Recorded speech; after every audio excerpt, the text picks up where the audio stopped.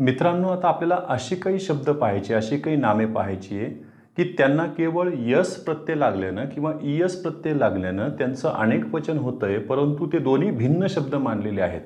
केवळ एका नामाचं yes yes लावून त्याचं अनेक वचन केल्याने अर्थ भिन्नता नसेल तर हे यात येणार नाहीये. त्यांच्यामध्ये अर्थ भिन्नता आहे, म्हणजे ते भिन्न अर्थाचे शब्दच मानलेले आहेत. तसे काही आपण कालच्या तासामध्ये सुद्धा पाहिले होते. आपण मल्टिपल मिनिंग असणारे किंवा मल्टिपल फॉर्म असणारे सुद्धा होते. त्यातले काही 2-4 याच्यामध्ये आपण यादीमध्ये घेणारच आहोत. तर पाहूया.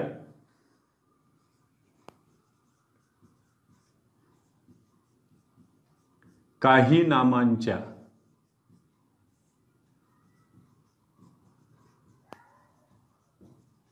अनेक वचनाचे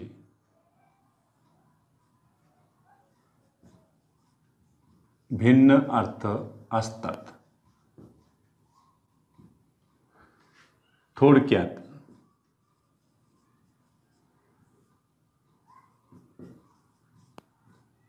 दोन्ही शब्द म्हणजे एकवचनी व अनेकवचनी दोन्ही शब्द भिन्न मानले जातात. त्यामध्ये बघा, सिंग्युलर मध्ये आपण घेतलंय अल्फाबेट हा शब्द आहे. तर अल्फाबेटचा अर्थ तुम्ही वर्णमाला असं लावलेलं आहे मुळाक्षरांचं, पण ते अल्फाबेट जेव्हा अल्फाबेट्स आपण करायला लागलो त्यावेळेला ते लँग्वेजेस होतात. भिन्न भिन्न राष्ट्रांचे लोक, भिन्न भिन्न राष्ट्रांच्या भाषा, त्याच्या अर्थाने घेतलेले अल्फाबेट्स. दुसरा एक घेतलेलं याच्यामध्ये नाऊन बघा बरं, अडवाईस. आणि आपण पाहिलं होतं अडवाईस हे तर अनकाउंटेबल नाऊन आहे, त्याचं तर अनेक वचन होतच नसतं. बघा, अडवाईसचा अर्थ जेव्हा तुम्ही काउन्सेल लावता तेव्हा ते झालं अनकाउंटेबल नाऊन. पण हे अडवाईसचं देखील जर त्यांनी अडवाइसेस करून दिले असेल तर त्याचा अर्थ बदलतो. इथं अडवाइसेसचा अर्थ तुम्हाला पीसेस ऑफ इन्फॉर्मेशन. खरं पाहिलं तर इन्फॉर्मेशनला सुद्धा आपल्याला काउंट करता येत नाही, पण इथं पीसेस, जसं नाही का आपण अ पीस ऑफ, त्या अर्थाने पीसेस ऑफ इन्फॉर्मेशन, म्हणजे एक प्रकारचं इथं सूचना ह्या अर्थाने त्याला देण्यात आलेलं आहे. आणि हा झाला याच्यातला उपदेश. तिसरा जो घेतलेला आहे आपण आधी सुद्धा घेतला होता, याला आठवा कालच्या तासाला, अब्यूज. अब्यूज म्हणजे भाषेचा वाईट उपयोग, म्हणजे थोडक्यामध्ये शिवीगाळच, त्याला आपण रिप्रोच म्हणतो. हे रिप्रोच किंवा दूषण या अर्थाने घेतलेलं आहे आपण, शिवी या अर्थाने घेतलेला आहे. अब्यूजला आपण जर अब्यूजेस केले तर ते अर्थ बदलतो, त्याचा एविल्स होतो. म्हणजे समाजात घडणारे जे काही दुष्कृत्य आहेत त्यांचा इथं उल्लेख होईल. क्रमांक 4 पुढे घेतलेले बघा, एअर. आता एअरला जर पाहिलं तर हे झालं मटेरियल नाऊन झालं, ॲटमॉस्फिअर असतं बाजूचं, तेच झालेलं आहे एअर, त्याचा एक भाग आहे. एअरला जर तुम्ही एअर्स दिलं तर त्याचा अर्थ होतो बघा प्राऊड बिहेवियर्स.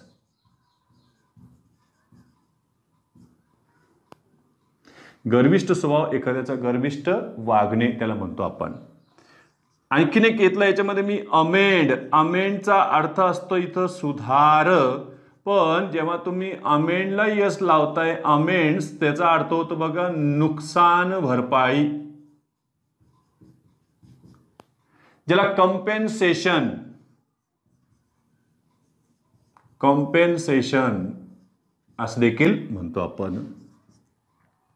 पुढचा आलेला त्याच्यामध्ये अपिअरन्स. अपिअर पासून तयार झाला अपिअरन्स. अपिअरन्सला आपण म्हणतो चेहरा, फेस. अपिअरचं जेव्हा तुम्ही अपिअरन्सेस करता तेव्हा हे बाह्य देखावे होतात, अर्थ त्याचे बदलत चाललेले अपिअरन्सचं. त्याच्यानंतर ऑथॉरिटी हा एक शब्द आहे बघा. ऑथॉरिटीला आपण राईट म्हणतो, अधिकार म्हणतो, पण जेव्हा ऑथॉरिटीचं प्लुरल केलेलं असतं तेव्हा त्याचा अर्थ बदलतो ऑथॉरिटीज.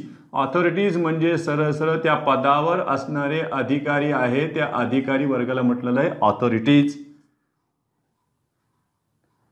ऑथॉरिटीचं झालंय ऑथॉरिटीज. पुढे त्याच्यामध्ये बीफ हा एक शब्द आहे पुस्तकात दिला. बीफला सरळ सरळ गोमांस म्हणतात. पण बीफचं जर तुम्ही ब्यूज केलं, कारण आपण व्हॉइसिंग प्लुरल मध्ये घेतलं बीफचं ब्यूज, मग बीफचं ब्यूज जर केलं तर याचा अर्थ इथं कॅटल होतो, गुरेढोरे.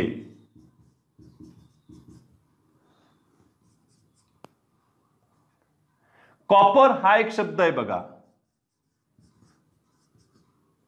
कॉपर हे एक प्रकारचं काय झालेलं आहे, मेटल झालेलं आहे. पण तेव्हा कॉपरचं प्लुरल जर तुम्ही केलेलं असेल कॉपर्सचं, याचा अर्थ असतो कॉपर कॉइन्स, तांब्याची नाणी, ह्या अर्थाने त्याला घेतलेलं असतं. 10व्या क्रमांकाचं बघा याच्यामध्ये क्रिकेट. क्रिकेट आता हे तर खेळाचं नाव सुद्धा आहे. क्रिकेटला आपण ग्रासहॉपर देखील म्हणतो. पण चला, क्रिकेटचं जर क्रिकेट्स झाले तर मात्र हे काय झाले, टोळ झाले. टोळ, कीटकांचे टोळ. टोळ कीटक म्हणूया आपण त्याला सरळ सरळ, म्हणजे त्यांचं मागेच आक्रमण होऊन गेले टोळांचं. झालं. पुढे आलंय कंपास. कंपासला होका यंत्र आपण म्हटलेलं आहे सरळ सरळ. आणि कंपासचं जेव्हा तुम्ही कंपासेस करता तेव्हा हे काही याचा प्लुरल म्हणून नसणारच, ते वेगळ्याच अर्थाने. कंपासेसचा अर्थ असतो आवाका, त्याचा एरिया. कंपास मध्ये आलं. पुढे CHAIN, चेन. चेनला तर आपण सरळ सरळ साखळी या अर्थानं वापरलेलं आहे इथं, चेन. आणि चेनला जेव्हा तुम्ही यस लावलं, चेन्स, चेन्सचा अर्थ असतो फेटर्स, ज्याला आपण बेड्या म्हणतो. त्याला आयन्स देखील म्हणतात. पुढचे आपण याच्यात बघणारच आहोत पुढचाही शब्द. त्याच्यानंतर पुढचा शब्द बघा कॉन्टेंट. कंटेंटला आपण समाधान म्हणतो. कंटेंटेड केलं त्याचं ऍडजेक्टिव्ह होऊन जाईल. कंटेंट काय झालं याच्यातलं, झालं कंटेंट. कंटेनमेंट सुद्धा म्हणतायत. पण कंटेंटला जर तुम्ही यस लावले तर तयार झाले बघा कंटेंट्स. कंटेंट्सला आपण सामग्री किंवा पत्रातला त्याला मजकूर असं देखील म्हणतो. तर एवढे स्क्रीनशॉट काढून घ्या. आणखीन आपण काही शब्द पाहूया.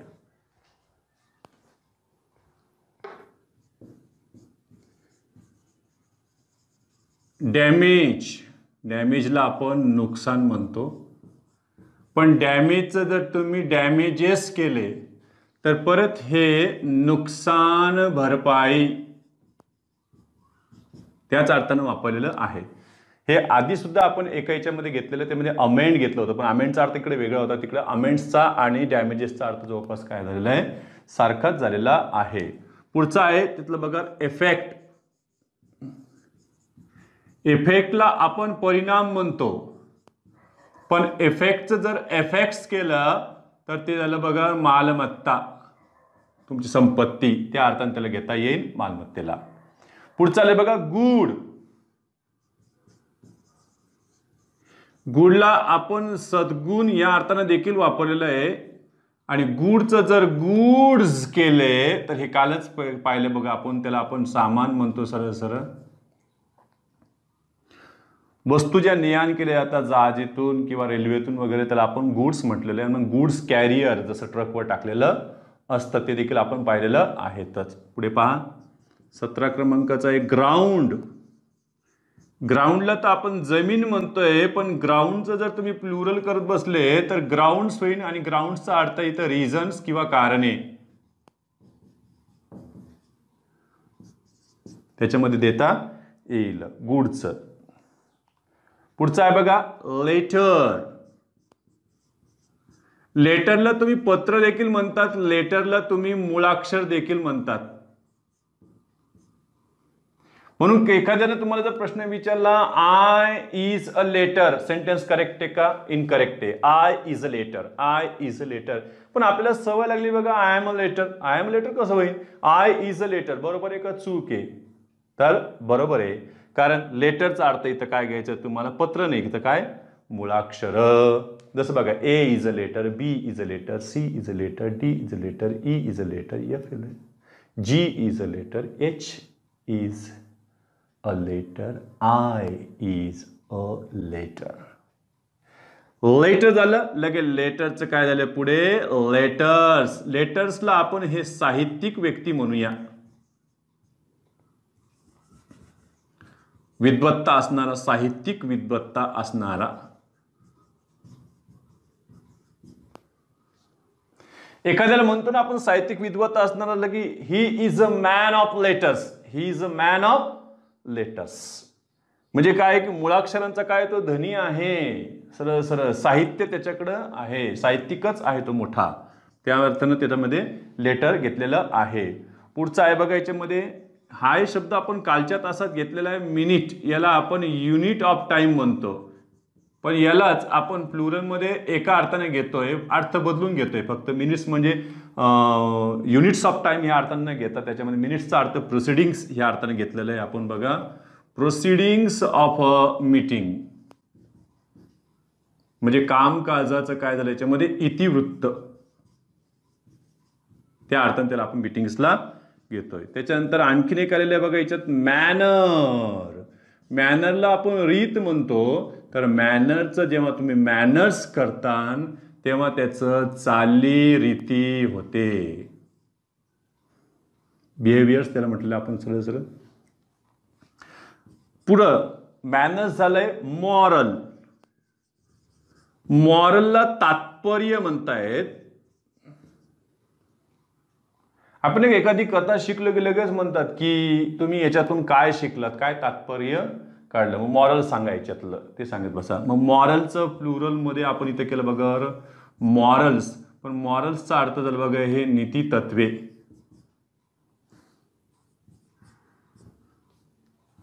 हे झालं मॉरलमध्ये. पुढचं आलं बघा याच्यातलं नंबर.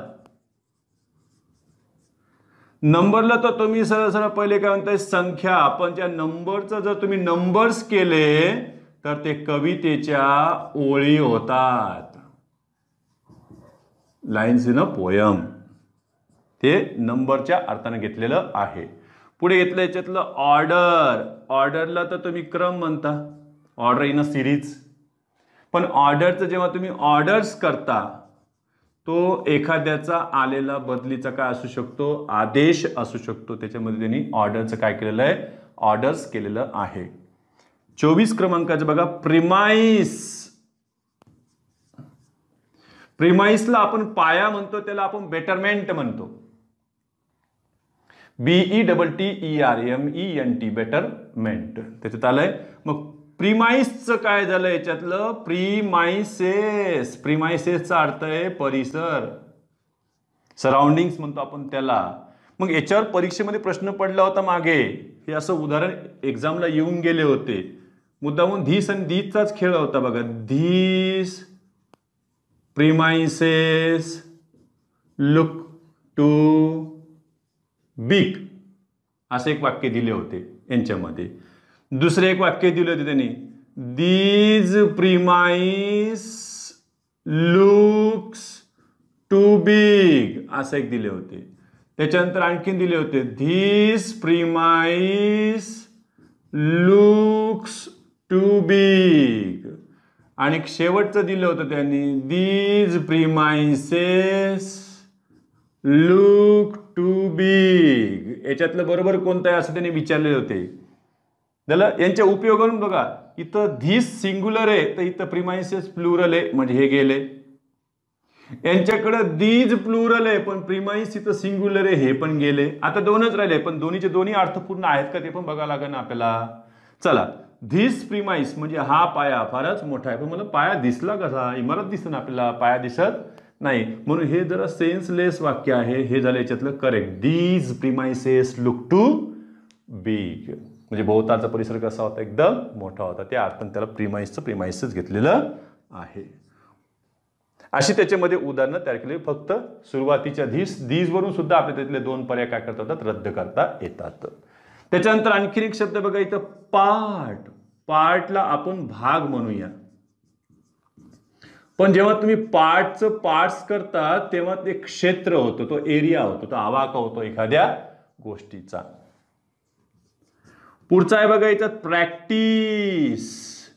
प्रॅक्टिसला आपण सराव म्हणतो. बघा बरं, इथं सी आहे, आपण लक्षात ठेवायचं. जसं अडवाईस मध्ये पण सी पाहिलं तसं इथं प्रॅक्टिसमध्ये पण सी आहे. पण जेव्हा तुम्ही प्रॅक्टिसेस करता, आपण म्हणतो ना की एखाद्या व्यक्तीचं फार व्यवसाय चांगला चालत असन, त्याला समजा वकिलीचा असन, त्याचा डॉक्टरकीचा असन, तर त्याला आपण लगेच काय म्हणतो, he has lots of practices, सरळ या अर्थानं आपण म्हणतो. म्हणजे इथं त्याचा पेशा त्यातल्या उल्लेख याच्यामध्ये केला जातो. तेवढं स्क्रीनशॉट काढून घ्या. आणखीन एक 4-5 शब्द राहिले ते पण घेऊन टाकू. एक शब्द आपण असा सुद्धा पाहिलं होतं बघा, त्या कॅटलच्या उदाहरणामध्ये बघा, की कॅटलचे उदाहरण पाहिलं होतं की हे रूपाने कसे दिसतात एकवचनी, उपयोगाने मात्र कसे दिसतात अनेक वचनी. त्यामध्ये एक पाहिलं होतं की हे जे पीपल शब्द आहे हा ऑलरेडीच आपण प्लुरल फॉर्ममध्ये घेतोय, आणि याचंही परत पीपल्स जेव्हा करतो त्याला आपण डबल प्लुरल्स म्हटलं होतं बघा. जसं आपण चाइल्डचं चिल्ड्रन केलं, चिल्ड्रनला पण यस लावतं, चिल्ड्रन्स करू शकतो आपण, तसं पीपल्स ऑलरेडी प्लुरल आहे, पीपलचं सुद्धा पीपल्स केलेलं आहे.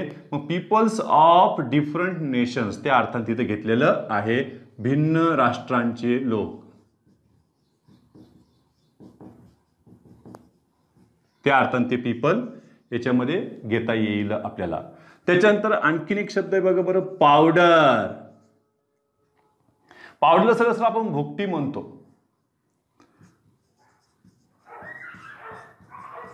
पण पावडरचं तो प्लुरल्स करायला लागले पावडर्स, तर त्याचं झालं बघा चूर्ण. हे पावडर शब्द ऐकले असतील तुम्ही 3 इडियट मध्ये बघा, बंगाली बाबा का तुम्ही चूर्ण खाता था और इल्जाम दूसरों पर लगाता था, बड़ी पुरानी पहचान है इन गरम हवाओं से, त्यातले काहीतरी डायलॉग्स आहेत त्या पावडरला घेऊन. त्याच्यातलं हा एक आपण कालच्या तासाला घेतला होता, ते म्हणजे क्वार्टर. त्याला आपण क्वार्टरला इथं 4th पार्ट म्हटलेलं आहे, आणि इथं क्वार्टरचं तुम्ही क्वार्टर्स असं जर घेतलं तर हे तुम्ही लॉजिंग्स या अर्थाने सुद्धा इथं घेऊ शकता. तसं 4th पार्ट्स असं देखील त्याला म्हटलेलं आपण कालच्या तासामध्ये आहे क्वार्टरचं. त्याच्यानंतर रिटर्नला आपण इथं नफा म्हणतो. पण जर IT म्हणजे इन्कम टॅक्सच्या भाषेमध्ये रिटर्नला जर घेतलं तर रिटर्न्सला आपण माहिती पत्रक. सध्या आपल्या केंद्र सरकारनं रिटर्न दाखल करण्यासाठी नोव्हेंबरपर्यंतची तारीख दिलेली म्हणजे वाढवून दिलेली आहे, त्यांनी भरणे. पुढे बघा सँड, हे तर झालं सरळ सरळ वाळू. पण तुम्ही सँडचं जेव्हा सँड्स करायला लागले तेव्हा ते डेझर्ट या अर्थानं ते आलेलं आहे. सॉरी, एकच पाहिजे त्याच्यात, डेझर्ट म्हणजे वाळवंट या अर्थाने त्यांनी घेतलेले आहेत सँड्स त्या अर्थानं. पुढचं आहे वॉटर, पेय म्हणतो आपण त्याला. आणि वॉटरचं जेव्हा तुम्ही वॉटर्स करता तेव्हा ते स्मॉल लेक्स झालं, छोटी छोटी तळी. MPSCला प्रश्न पडतात ना की तळ्यांचा जिल्हा कोणता, तळ्यांचा असणारा. मग गोंदिया आहे का भंडारा आहे ते तुम्ही तुमचं शोधून घेणे. त्याच्यानंतर आपण घेतलं इथं वेला आपण मार्ग म्हणतो, पण जेव्हा वेच करतो तेव्हा ते चालीरीती ह्या अर्थानं असते. पुढचं आलेलं आहे याच्यामध्ये वर्डला आपण प्रॉमिस देखील म्हणतो, वचन. वर्डला काय म्हणतो, वचन म्हटलेलं आहे. पण वर्डचं जेव्हा तुम्ही वर्ड्स करता तेव्हा ते शाब्दिक भांडण होते.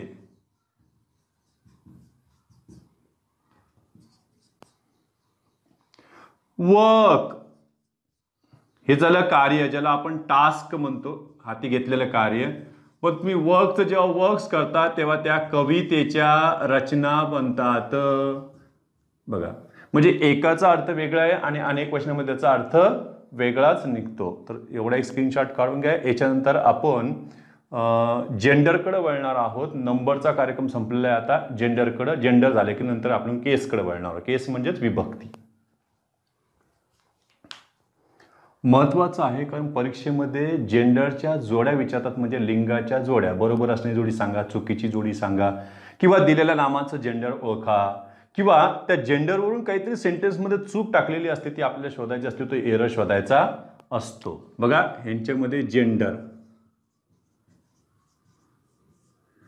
मराठीत याला आपण लिंग. आता व्याकरणकारांच्या मते आणि जर तुम्ही डिक्शनरीमधलं जर जेंडरची एकूण संख्या जर बघितली तर फक्त 3च संख्या आहे जेंडरची. पण व्याकरणकारांनी उपयोगावरून नामाचे किती जेंडर तयार केले, 4थं पण जन्माला घातलंय. बघा, देअर आर 4 genders. कोणते कोणते? त्याच्यामध्ये सगळ्यात पहिले मस्क्युलाइन जेंडर, याला आपण पुल्लिंग. दुसरं आलेलं याच्यामध्ये फेमिनाइन जेंडर, स्त्रीलिंग. तिसरं आलेलं याच्यामध्ये न्यूटर जेंडर. म्हणजे निश्चित कळत नाही ते मस्क्युलाइन आहे का फेमिनाइन आहे, ते कुठं टाका? न्यूटरमध्ये. जास्तीत जास्त इथं निर्जीव ज्या वस्तू आहेत त्यांना कुठं टाकलेलं आहे? न्यूटरमध्येच टाकलेलं आहे. झालं? बघा, मग न्यूटनमध्ये आलेलं हे नपुंसक लिंग.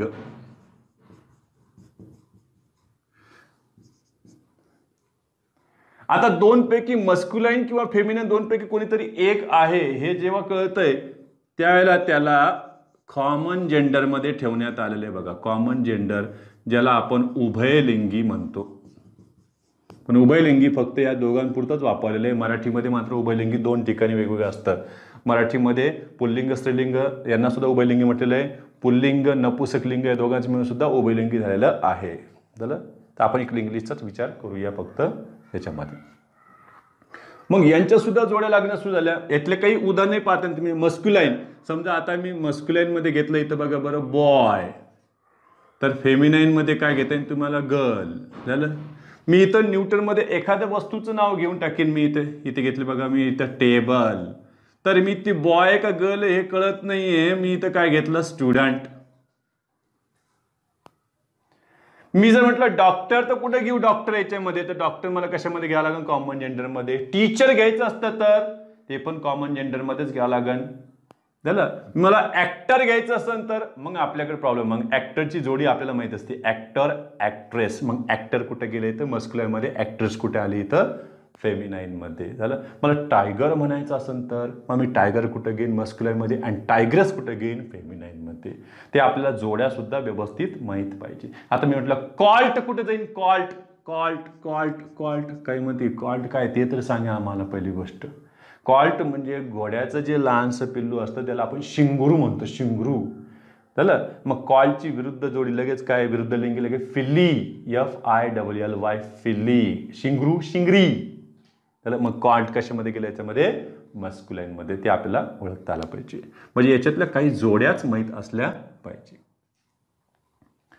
यांच्यामध्ये मोठा प्रॉब्लेम आहे कॉमन जेंडरचा. समजा आता मी इथं स्टुडंट घेऊ शकतो, टीचर घेऊ शकतो, मी डॉक्टर घेऊ शकतो, याच्यात घेता येईल. मी कझिन हा एक शब्द मागे येऊन गेला, कझिन. एक लक्षात ठेवायचं, ज्या वेळेला तुम्हाला नामाचे जेंडर निश्चित कळत नाही तेव्हा तुम्ही प्रोनाऊनची मदत घ्यायला पाहिजे. कोणाची मदत घ्यायला पाहिजे? प्रोनाऊनची. समजा आता एखादं एक्झाम्पल मी फक्त इथं लिहितो, नंतर आपण त्यांच्या जोड्या सुद्धा आपल्याला अभ्यासायच्या आहेत. एक्झाम्पल कॉमन जेंडर इथे घेतले बघा मी.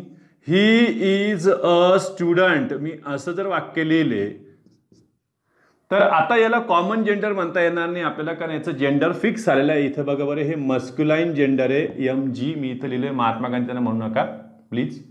MG इथे काय झालेलं आहे? Masculine gender. म्हणजे हे सुद्धा याच्यातलं काय झालेलं? Masculine gender. झालं? मी इथं लिहिलं बघा, we have a man teacher. असं जर लिहिलं तर हे बरोबर आहे का चूक आहे? तर हे बरोबर आहे, कारण आमच्याकडे टीचर आहे पण कोणता आहे याच्यामध्ये बघा? पुल्लिंगी जातीतला. म्हणून इथं मॅन वापरलेले. म्हणजे काही नामाच्या आधी तुम्ही मॅन किंवा वुमन वापरता, लेडी शब्द वापरायचा आणि वुमनच्या ऐवजी. लक्षात ठेवायचं.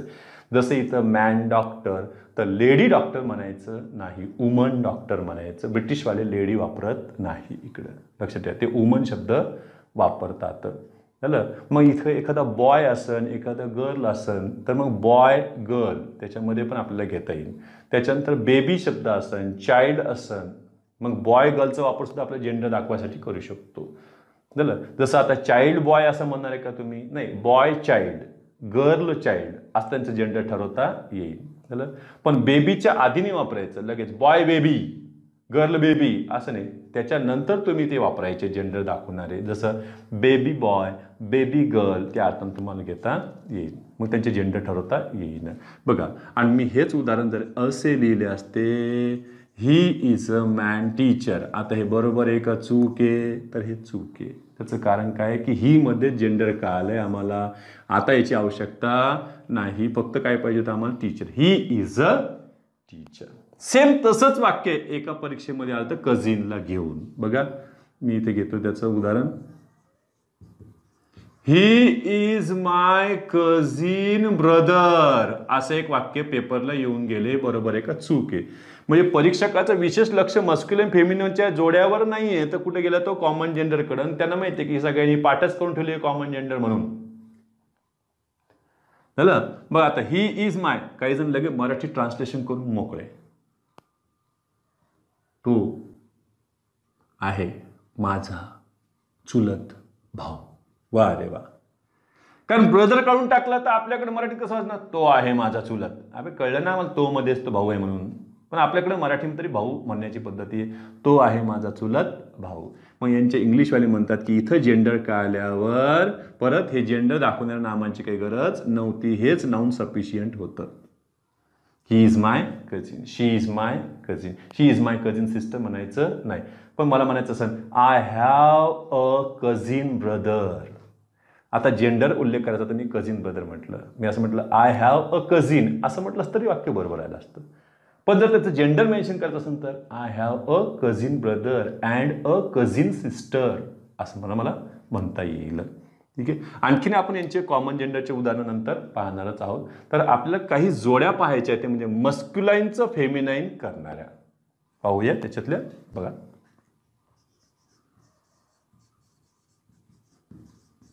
मस्क्युलाईन जेंडर, त्याचं आपल्याला काय घ्यायचं इथं, फेमिनाईन जेंडर. विरुद्धार्थी शब्द म्हणण्यापेक्षा विरुद्ध लिंग आहेत, जाऊ दे, आपण ते चिन्ह राहू दे बाजूला. झालं. मस्क्युलाईन मध्ये आपण पहिलंच घेऊ शकतो ते म्हणजे बॅचलर. बॅचलरला सेलिब्रेट देखील म्हणतात. सेलिब्रेट, सेलिब्रेट नाही.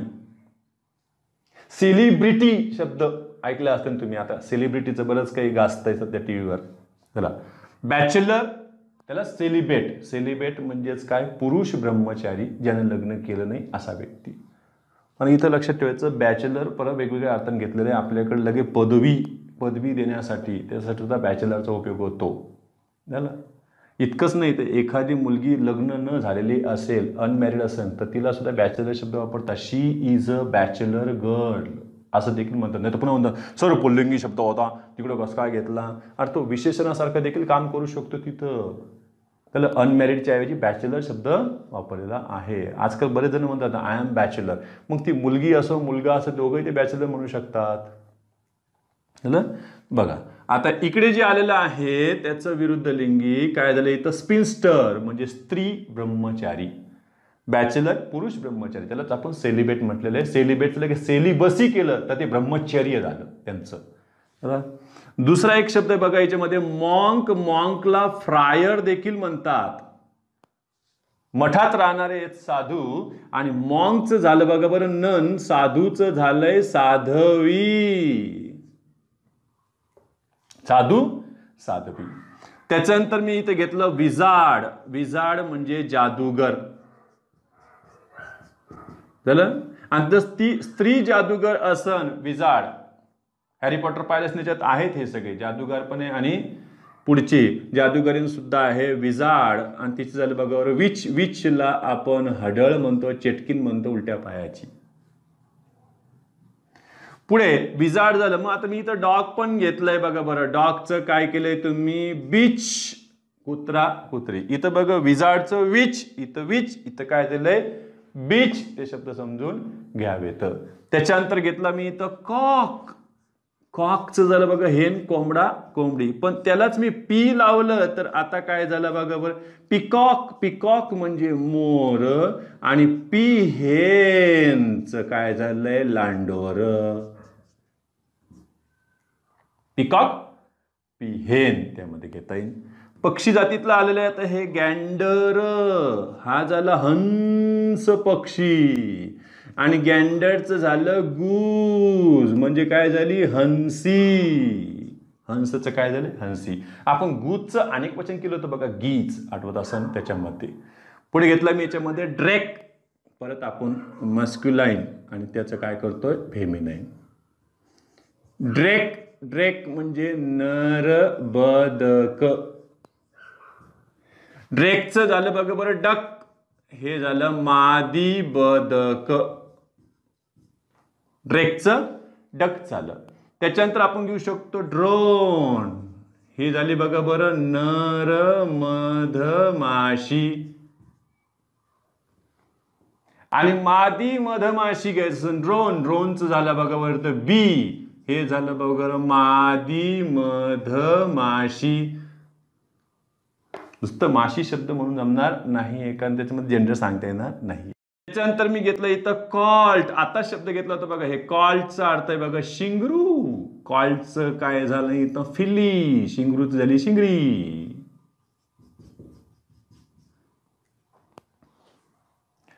त्याच्यानंतर मी घेतला इथं बक. बकला आपण रॅबिट देखील म्हणतो, ससा. आणि DOE ससा, ससाची लगे आपण सशी किंवा मादी ससा देखील म्हणू शकतो. डवची स्पेलिंग बघा DOE, DOVE नाही, ते कबूतर झाले असते मग पांढऱ्या रंगाचे, असा फरक त्यांच्यामध्ये पडतो. पुढे फॉक्स, कोल्हा. फॉक्सचं फॉक्सन करायचं नाही, फॉक्सेस करायचं नाही, त्याचं झालं बघा विक्झन, VIXEN, हे परीक्षेमध्ये विचारलेलं आहे फॉक्सचं विक्सन. त्याच्यानंतर घेतलं मी इथं रॅम. राम नाहीये, कारण परीक्षेमध्ये कॅपिटल लेटरमध्ये घ्यायची पद्धत सुरू झाली होती. RAM लेकर काही वाचत होतं, त्याचं राम वाचायचे, राम काय झालं त्याचं लगेच यू, लगेच गोंधळ. पुन्हा म्हणतील एवढ्यासाठी रामायण घडलं होतं का, एका मेंढीसाठी रामायण घडलं का, मेंढी पळवली का रावणानं, असं गोंधळ झाला असता काही जणांचा, काहीच्या काही केलं असतं बघा. रॅम, रॅमचं झालं इथं यू. रॅम म्हणजे एडका, आणि तिकडे झाली मेंढी. काही जण लगे मराठीमध्ये मेंढा मेंढी तयार करून टाकतात, लगे मेंढा मेंढी नाही, ते हिंदीमध्ये मेंढा मेंढी असतं, इकडे एडका मेंढी. मग यू हे घेतलं बघा मेंढी. याचं प्रोनाउन्सिएशन पाहिलं तर यू. उद्या चालून जर याच्या आधी त्यांनी आर्टिकल विचारलं तर ते सुद्धा आपल्याला सांगता येणं आवश्यक आहे, परीक्षेमध्ये त्याच्या सुद्धा आपल्याला विचारत आहेत. समजा मला यूच्या आधी आर्टिकल वापरायचं असतं, समजा मी इथं देतो I had dash you. Article तुम्ही वापरणार आहात का एन वापरणार आहात? काही जण प्रोनाउन्सिएशन करतच नाही, काहींना वाटतं की किंवा एन आर्टिकल हे निव्वळ स्पेलिंग बघूनच वापरायचे असतात, तर सॉरी, हे प्रोनाउन्सिएशनवर आधारित असतात. मग घ्यायचं का एन घ्यायचं तुम्ही ठरवा. काय म्हणते हे बघ ना, याच्यामध्ये AEIOU आले की आपल्याला नियम माहिती आहे, AEIOU आले नामाच्या सुरुवातीला, तर त्याच्या आधी आपण काय वापरायचं एन वापरायचं. बघ बरं एन वापरता येतं का इथं? वापरता येत नाही, कारण याचं प्रोनाउन्सिएशन यन झालेलं आहे यू, म्हणजे इथं काय आलं article I had a you, I had a you ह्या अर्थाने घेतलेलं आहे.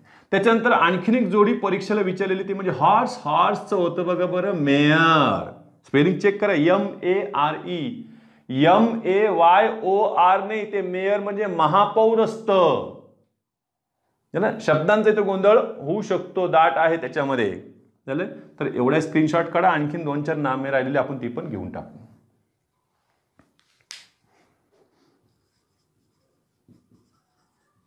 मस्क्युलाइन, त्याचं पुढे फेमिनाइन. यात घेतले आपण ऑक्स. ऑक्ससाठी घेतलं इथं काऊ, बैल तिकडं गाय, ऑक्सचं काऊ झालं. त्याच्यानंतर आपण यासाठी परत हे जे लहान असतं त्यावेळेला त्याला बुलॉक, मराठीमध्ये याला आपण खोंड म्हणतो, खोंड. आणि बुलॉकचं होतं बघा बरं हेईफर, म्हणजे याला आपण मराठीत कालवड. डिअर TTला एका परीक्षेमध्ये असं झालं होतं, त्याने हेईफर हा शब्द दिला, याला हायपर देखील म्हणतात तुम्ही, हेईफर कालवड. आणि याचं विरुद्ध लिंगी त्यांनी विचारलं होतं, तर काही मुलांचा गोंधळ झाला होता की हेईपरचं काय घ्यावं, कारण बऱ्याच जणांना पुल्लिंगी कोण स्त्रीलिंगी जोड्या पाठ आहे बघा, उलट पाठच नाहीये. मग काय परीक्षकाच्या नावाने खडे फोडणार आहेत का तुम्ही? तुम्हाला दोन्ही पद्धतीने जोड्या पाठ पाहिजे. ऑक्सचं कावलंय, काऊचं पण ऑक्स आलं पाहिजे आम्हाला. बुलॉकचं काय झालं, हे पडतं मग काय आलं पाहिजे आपल्याला लगे बुलॉक. त्याने पिकॉक विचारलं तर पीहेन, पण पीहेन विचारलं पिकॉक पण आलं पाहिजे ना आपल्याला. फिली विचारलं तर कॉल्ट पण आलं पाहिजे ना आम्हाला. DOE डव विचारलं तर आम्हाला काय आलं पाहिजे, बग पण आलं पाहिजे ना. उलटे पण जोड्या आपण लक्षात ठेवायचे का एका साईडने. काय मग आमची एका साईडने पाठ होत नाही सर, दुसरी साईड कधी येईन आम्हाला, त्या पद्धतीनं लक्षात ठेवा. झालं. आता पहा पुढे आणखीन हा एक शब्द आलेला आहे बघा, जॅकॅस.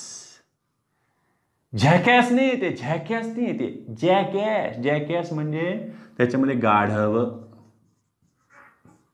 झालं. आणि जेनियस गाढवी.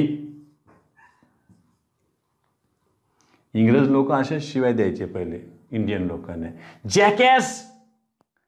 जॅकॅस ऐकून ऐकून याला म्हटलं झॅकॅसच म्हटलं आपल्याला. साहेब मला आज झॅकॅस म्हटले, साहेब मला आज झॅकॅस म्हटले. लगे त्याची बायको सुद्धा म्हणती, मालकीन सुद्धा मला काय म्हटलंय, जेनियस. Genius GENIUS. जेनियस नाही म्हटले ते, जेनियस म्हणजे गाडवी गदडे, त्या अर्थाने त्यांनी म्हटलेलं आहे असं कळलं पाहिजे.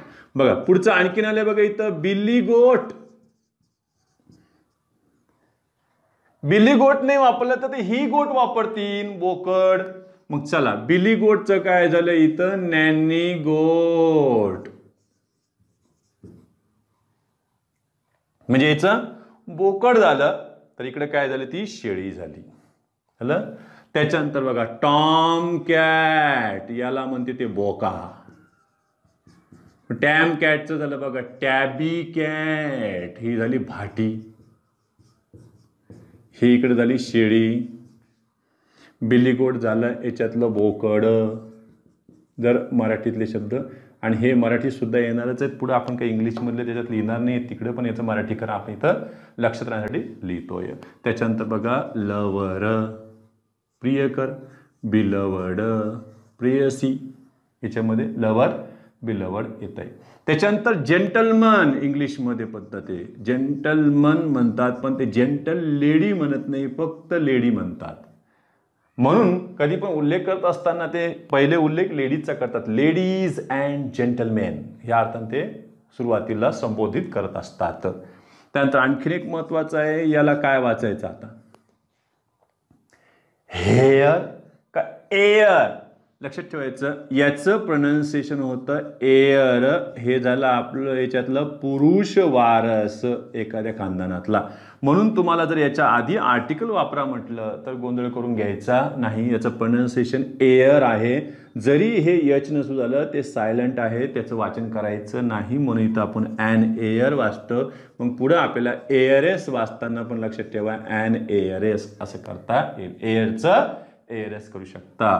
पोएट आले तर तुम्ही पोएटचं पोएटेस.